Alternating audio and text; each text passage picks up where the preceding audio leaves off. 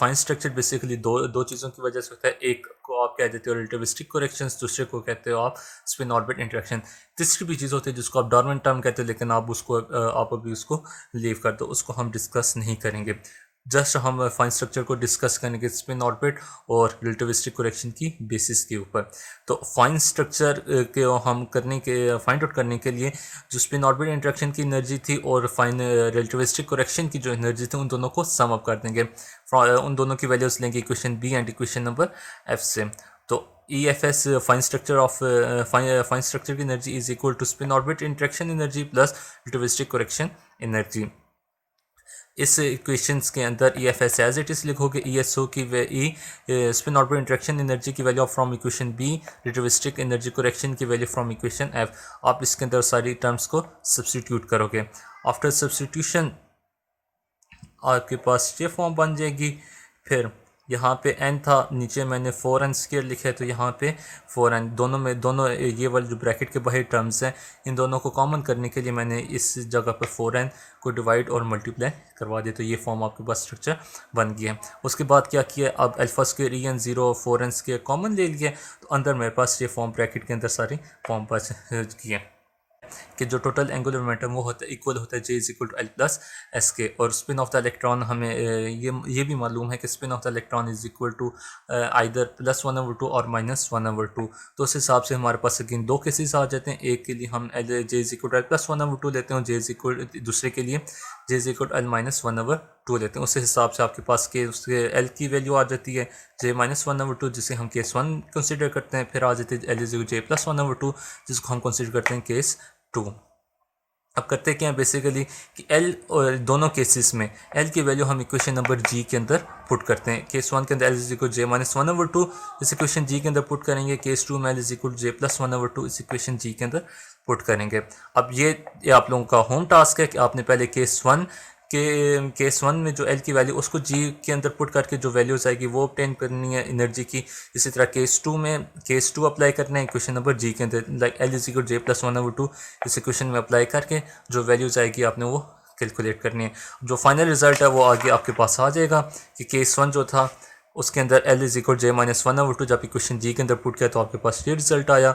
L is equal to J +1/2 equation G के अंदर put किया तो आपके पास ये रिजल्ट आ गया।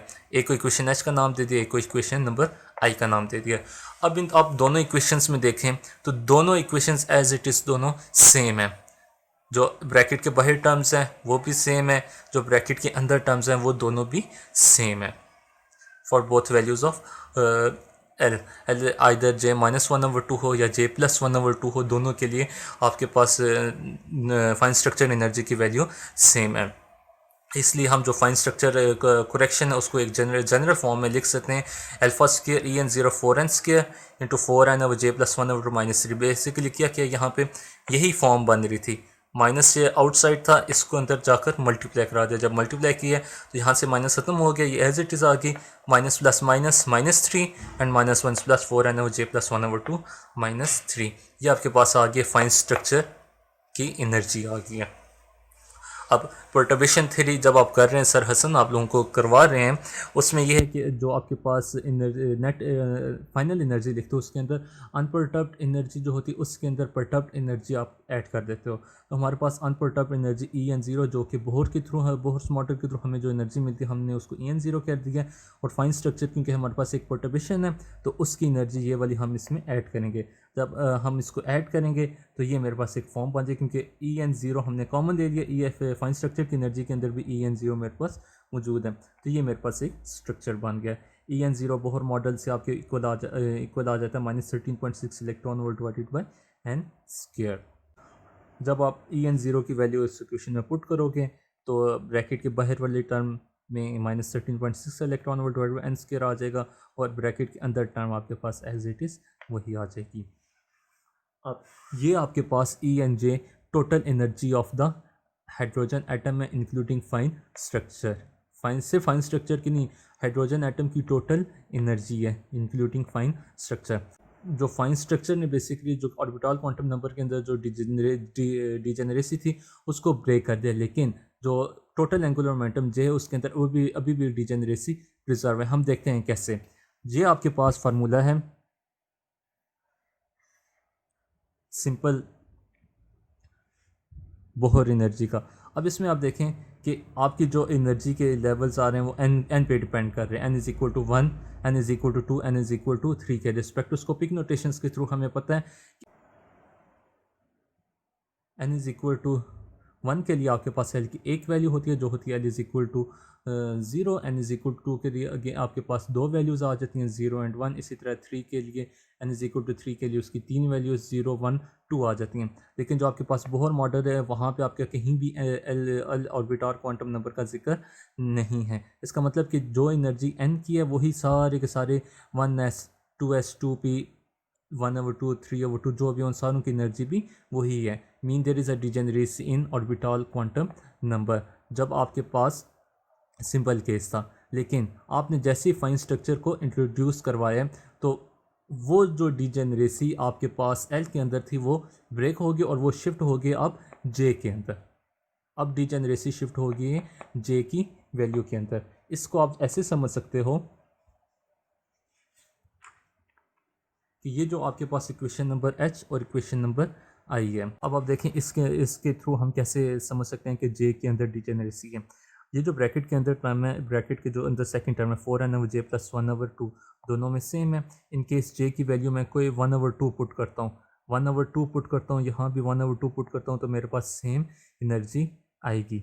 J1/2 मैं पुट करता हूँ तो 4n/1/2 प्लस 1/2 1 हो जाएगा। यहाँ भी 4n/1/2 प्लस 1/2 1 हो जाएगा। इधर 3/2 पुट करता हूँ, यहाँ भी 3/2, मतलब दोनों इक्वेशन नंबर एच और इक्वेशन नंबर आई की वैल्यूज़ सेम आएंगी। लेकिन अगर इन केस मैं एक फॉर्म लिखना चाहता था जिसके अंदर अगर मैं यहाँ पे एल को इंट्रोड्यूस कराता हूँ, तो J is equal to L plus 1/2, इस फॉर्म से एल प्लस 1/2 आ जाएगा और इधर इस फॉर्म से एल माइनस 1/2 आ जाएगा। तो अगर सिर्फ मैं इस चीज़ को देखूं तो आप देखें 4n डिवाइडेड बाई जे की इस इक्वेशन के मुताबिक एल प्लस 1/2 आता है।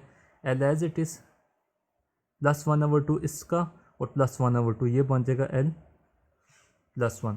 फिर इस इक्वेशन के अकॉर्डिंग जो एल की जे की वैल्यू आती है वो आती है एल माइनस 1/2। जब मैं इसको यहाँ पे पुट करता हूँ तो 4n/जे की जगह एल माइनस 1/2 प्लस 1/2 ये दोनों हो जाएंगे आपके पास कैंसिल और सिंपल मेरे पास एल बच जाएगा। अब आप देखें कि आप इन दोनों इक्वेशंस के अंदर एल की वैल्यू 0 पुट करते हैं। आप एल की वैल्यू 0 जब पुट करेंगे तो ये 4n के बच जाएगा, लेकिन 4n/0 ये इन्फिनिटी को अप्रोच कर जाएगा। इसी तरह अगर आप एल की वैल्यू यहाँ पे दोनों केसेस में L is equal to 1 put करते हैं तो अब ये वाली टर्म तो बन जाएगी 4n डिवाइडेड बाई 2, लेकिन ये टर्म बन जाएगी 4n डिवाइडेड बाई 1। मीन दोनों केसेस की जो एनर्जी है वो डिफरेंट हो जाएगी, डिजेनरेसी इनके दरमियान ख़त्म हो जाएगी। तो यहाँ से हम एक्सप्लेन करते हैं कि जो आपके पास ऑर्बिटल क्वांटम नंबर है उसके अंदर डिजेनरेसी फाइन स्ट्रक्चर ख़त्म कर देता है, लेकिन जो आपके पास टोटल एंगुलर मोमेंटम जे है उसके अंदर डिजेनरेसी को प्रिजर्व रखता है। ये था हमारा आज का फाइन स्ट्रक्चर।